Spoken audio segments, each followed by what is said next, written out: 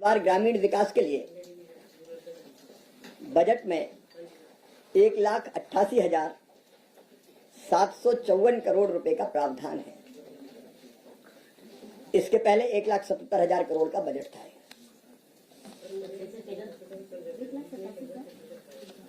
इस बार जो पेश हुआ है 1,88,754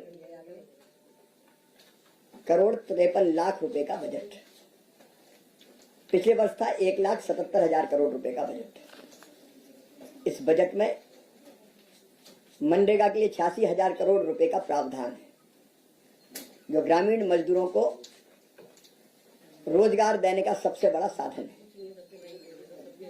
प्रधानमंत्री आवास योजना, प्रधानमंत्री जी का संकल्प है हर एक के लिए पक्का मकान,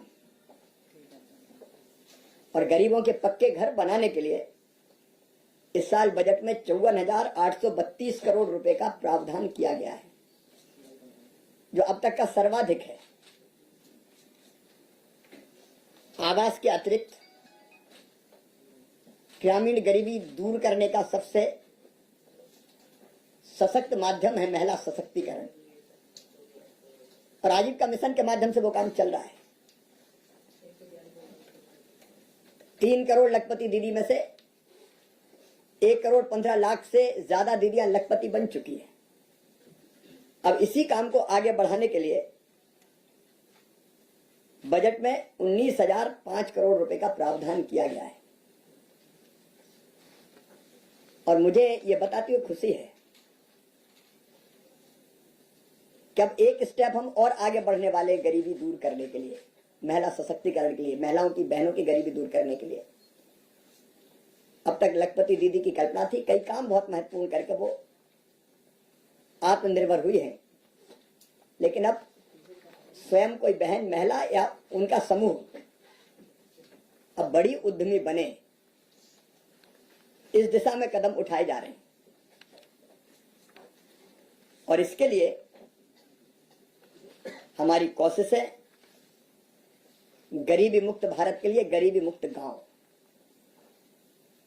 गांव में कोई भी आजीविका से जुड़े बिना ना रहे। Rural prosperity and resilience programme की आज घोषणा की वित्त मंत्री ने। ग्रामीण संपन्नता और रेजिलियंस कार्यक्रम, और इसके लिए हम ग्रामीण बहनों को, युवाओं को, युवा किसानों को और भूमिहीन जो हमारे मजदूर भाई बहन हैं उनको जोड़कर राज्यों के साथ मिलकर अनेकों कदम उठाएंगे। संकल्प यही है गरीबी मुक्त भारत के लिए गरीबी मुक्त गांव। उसका इस प्रोग्राम के अंतर्गत हम प्रारंभ करेंगे, और इस प्रोग्राम को गति देने के लिए आरसेटी के नेटवर्क को कौशल विकास के लिए अब तक जिले में हुआ करते थे, अब हम नीचे ब्लॉक के स्तर तक ले जाएंगे। इसमें एक और विशेषता है, ग्रामीण क्रेडिट स्कोर की भी इस बजट में घोषणा की गई है।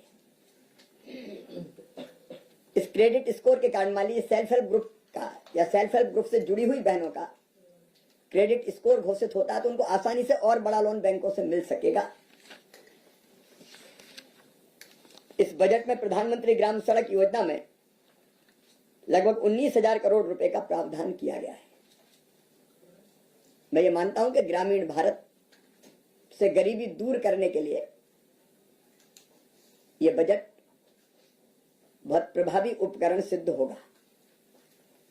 वैसे ही कृषि के लिए आज भी कृषि भारतीय अर्थव्यवस्था की रीढ़ है, और किसानों के कल्याण पर और खेती के विकास पर इसमें सर्वाधिक ध्यान दिया गया है। किसान क्रेडिट कार्ड किसान के लिए वरदान जैसा था। 1998 में इस योजना का प्रारंभ हुआ था, और किसानों को नाम मात्र के ब्याज पर 4% ब्याज पर 3 लाख रुपए का लोन मिलता है। अगर प्राकृतिक आपदा आ जाए, कोई और दिक्कत पड़ जाए, तो ऋण वापसी की अवधि को भी बढ़ाया जाता है। बिना ब्याज की दर बढ़ाए। अब तक ये लिमिट थी 3 लाख, इसको 3 लाख से बढ़ा के 5 लाख रुपया किया गया है।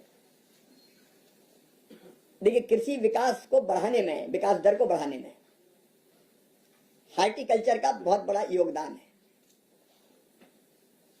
वैसे भी आपने देखा है कि कृषि की विकास दर लगातार लगभग 10 सालों से 5% के आसपास रही है, लेकिन इसमें भी फल सब्जियों का बड़ा योगदान है। और किसान को फल और सब्जी लगानी है तो ज्यादा निवेश की जरूरत पड़ती, पैसे ज्यादा लगते हैं। तो ये जो 5 लाख रुपया किसान को मिलेंगे, उसको और बड़े निवेश के लिए सक्षम बनाएंगे, और इससे हमारा कृषि विविधीकरण का, डाइवर्सिफिकेशन का सपना भी पूरा होगा, पैसा अगर किसान के पास आएगा तो। और इसलिए किसान क्रेडिट कार्ड के लिए जो प्रावधान किया गया है, उसके लिए मैं प्रधानमंत्री जी को हृदय से धन्यवाद देता हूं, वित्त मंत्री जी का आभार प्रकट करता हूं। एक और बड़ा कदम जो खेती के लिए उठाया गया है, कई ऐसे जिले हैं जहां कृषि उत्पादकता कम है। एक जैसे जिले नहीं है कि एक समान उत्पादन हो रहा। इस असमानता को दूर करने के लिए प्रधानमंत्री धन धान्य कृषि योजना, ऐसे 100 जिले जहां कृषि की उत्पादकता कम है, फसलों की कुल मिला के तीव्र, कहीं के जैसे कुछ हिस्से 2-2, 3-3 फसल होती, वहां एक ही फसल होती है, कई महीनों तक खेत खाली पड़े रहते हैं। ऐसे जिलों में हम कम उत्पादकता के कारणों का पता करेंगे, बीज, कीटनाशक और उर्वरक जैसे बेहतर इनपुट कैसे और कितना डालें, इसके लिए गाइड किया जाएगा। पानी का कुशल प्रबंधन, फसल का विविधीकरण,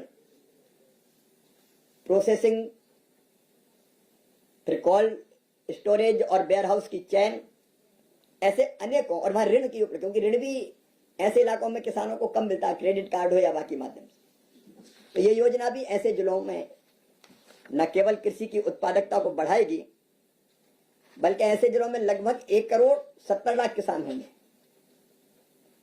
उन किसानों के लिए आय वृद्धि का बड़ा कारण बनेगी, उत्पादकता बढ़ेगी, फसल के बाद नुकसान कम होंगे। कई तरह के प्रयत्न हम लोग करने वाले हैं। बजट में अच्छी उपज देने वाले, देखिए, अगर उत्पादन बढ़ाना है तो सबसे पहली शर्त है अच्छे बीज, और ऐसे उच्च उपज देने वाले बीजों पर राष्ट्रीय मिशन शुरू करने की घोषणा वित्त मंत्री जी ने की है। अब इसमें हम उच्च उपज, जिनमें कीट प्रतिरोधक क्षमता ज्यादा हो, नहीं तो कोई एक कीट आया फसल पूरी खराब कर दी, और जलवायु परिवर्तन के कारण बढ़ते हुए तापमान में भी ज्यादा उत्पादन कैसे हो सके, आईसीआर ऐसे बीजों का रिसर्च करके नए बीज उच्च उत्पादकता देने वाले बनाएंगे हम, और जल्दी किसानों के बीज ले जाएं, इसके प्रयत्न करेंगे। ब्रीडर सीड से फाउंडेशन सीड और सर्टिफाइड सीड वो जल्दी बन के किसानों के बीच में पहुंचे, उसका आईसीआर प्रयास करेगा। हमारे किसान कई चीजें पैदा करते हैं, उसमें से एक है काटन, कपास। तो काटन उत्पादकता मिशन भी शुरू करने की घोषणा वित्त मंत्री जी ने की है। हमारे कपास की न केवल उत्पादकता बढ़ाना, बल्कि गुणवत्ता भी बढ़ेगा। लंबे रेशे वाला, उच्च गुणवत्ता वाला कपास हमारे यहां पैदा हो, और इसके लिए फाइबर प्रोसेसिंग और इंफ्रास्ट्रक्चर में सुधार, सस्टेनेबल नेचुरल फाइबर को बढ़ावा देने का प्रयास किया जाएगा। अभी हमारी मांग है 326 लाख गांठों की कपास की, और केवल उत्पादन होता 300 लाख गांठों का। तो इस उत्पादन को बढ़ाना है। उसके 3 मिनी मिशन है, उसके डिटेल में मैं नहीं जा रहा, लेकिन इससे भी काटन की उत्पादकता भी बढ़ेगी, गुणवत्ता भी बढ़ेगी, किसानों को ज्यादा फायदा होगा। फिर मखाना बोर्ड, मखाना विशेषकर हमारे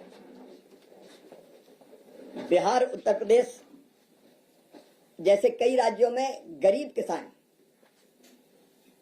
विशेषकर मछुआरे, वो उत्पादित करते हैं, और मखाने को सुपर फूड माना जाता है। इसमें पर्याप्त मात्रा में कार्बोहाइड्रेट होता है। पिछले दिनों जब बिहार में गया था और बिहार के कृषि मंत्री भी यहाँ आए थे, तब मखाना उत्पादक किसानों की समस्याओं से अवगत कराया था। और इसलिए अभी क्या, मखाने में हाथ से पानी के अंदर मेहनत करनी पड़ती है, जो काफी कठिन होता है। तो कैसे मैकेनाइजेशन करें, बाजार तक पहुंच की कमी कैसे दूर करें, कीमतों के उतार चढ़ाव का सामना न करना पड़े, कई तरह के और मखाने की प्रोसेसिंग जैसे कई काम करने के लिए मखाना बोर्ड का गठन किया जाएगा। और ये सारे कदम जो उठाए गए हैं वो कृषि की उत्पादकता बढ़ाएंगे, उत्पादन की लागत घटाएंगे। एक विशेष चीज, फल और सब्जियों के उत्पादन पर विशेष ध्यान। लेकिन उसमें एक समस्या आती है, किसान जहां पैदा करता है वहां सस्ता बिकता है और उपभोक्ता तक महंगा आता है। ये कीमत का जो अंतर है उसको कम करने का हम गंभीर प्रयास करेंगे। उसके लिए अनेकों कदम उठाए जाने का फैसला कृषि विभाग ने किया है। उसके लिए एक समग्र कार्यक्रम की बात आज माननीय वित्त मंत्री जी ने बजट में की है। और इसलिए बागवानी के उत्पादन की गति वो भी हमको बढ़ानी है। मौसमी उत्पादन खराब होने की जो प्रकृति है उससे हम निपटेंगे। अल्प भंडारण क्षमता के कारण दिक्कत होती है, जल्दी खराब होता है। कई तरह के कदम उठाने का हम लोग काम करेंगे। टीओपी फसलों को भी, मतलब टमाटर, प्याज, आलू, इसके ठीक दाम मिले उसके भी प्रयत्न करेंगे। अभी जो लंबी आपूर्ति श्रृंखला में बिचौलियों को ज्यादा पैसा मिल जाता है, किसान को उतना नहीं मिल पाता, तो इसमें भी हम लोग प्रयास करेंगे फल और सब्जी क्षेत्र के लिए समग्र कार्यक्रम के अंतर्गत के किसानों को और ठीक दाम मिल सके।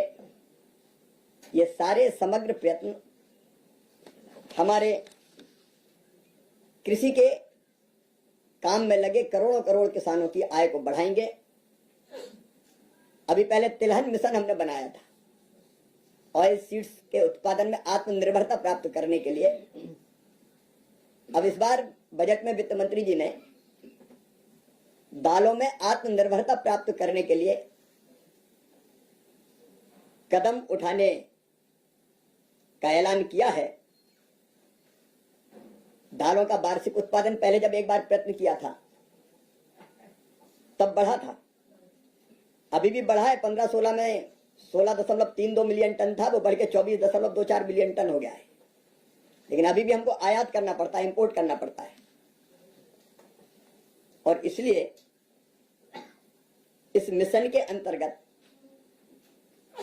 अच्छे बीज, फ्री में मिनी किट, अच्छे बीजों के देना, डिमॉन्स्ट्रेशन सहित अनेकों कदम उठाएंगे। नवीनतम बीजों की किस्में अपना के क्लस्टर आधारित दृष्टिकोण में पैकेज ऑफ प्रैक्टिस से लेके अनेकों कदम उठाना है, तो उस काम को भी हम करेंगे। और विशेष बात यह है किसान भाई बहनों के लिए कि अरहर, उड़द और मसूर जितनी पैदा करेंगे पूरी की पूरी खरीदी जाए। इस बार कृषि क्षेत्र में किसानों के लिए बहुत ही बड़ा बजट पेश किया गया है। इस बार 1,88,754,53 रुपए का बजट पेश हुआ है किसानों के लिए। और इस बजट में मनरेगा के लिए 86,000 करोड़ रुपए का प्रावधान किया गया है। और प्रधानमंत्री आवास योजना में 54,832 करोड़ रुपए का प्रावधान किया गया है। और लखपति दीदियों के लिए 19,005 करोड़ रुपए का प्रावधान किया गया है। और किसान क्रेडिट कार्ड की भी लिमिट बढ़ाई गई है। साथ ही साथ पीएम धन योजना भी चालू की जाएगी। इस तरह से कई सारे प्रावधान किए गए हैं कृषि क्षेत्र में, आप लोगों ने सुना ही होगा वीडियो में। और इसी तरह से सरकारी योजनाओं से रिलेटेड वीडियो देखने के लिए हमारे इस पीएम सहायता चैनल को सब्सक्राइब करें, वीडियो को लाइक करें, शेयर करें। धन्यवाद।